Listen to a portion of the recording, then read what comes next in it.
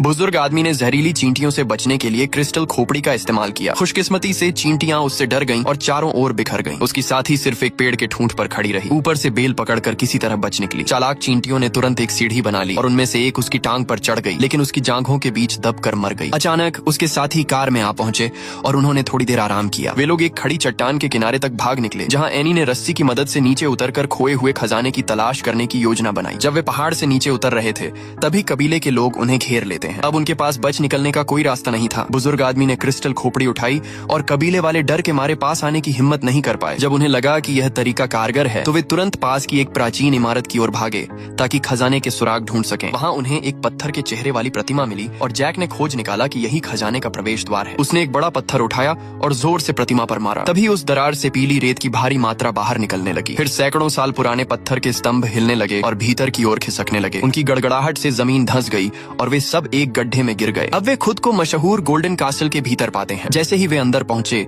सामने का नजारा देखकर दंग रह गए। न सिर्फ वहाँ असंख्य प्राचीन वस्तुएं थीं, बल्कि सोना हीरे भी जमीन पर बिखरे पड़े थे। हालांकि उनके पास खड़ा बुजुर्ग आदमी इन चीजों में जरा भी दिलचस्पी नहीं ले रहा था। वह सीधे एक बड़े दरवाजे के पास पहुंचा और अपनी क्रिस्टल खोपड़ी निकाल ली। दंतकथा के अनुसार यही खोपड़ी गोल्डन कासल में प्रवेश की चाबी थी। उसने खोपड़ी को खांचे में रखा और दरवाजा तुरंत खुल गया। जैसे ही वे दरवाजे से अंदर दाखिल हुए, पूरा कमरा सुनहरी रोशनी से जगमगाने लगा। चारों ओर 12 क्रिस्टल की मूर्तियां रखी थीं, लेकिन सतर्क एनी ने ध्यान दिया कि उनमें से एक मूर्ति के पास खोपड़ी नहीं थी। वह हाथ में क्रिस्टल खोपड़ी लेकर वहां गई और अचानक एक चमत्कारिक दृश्य घटित हुआ।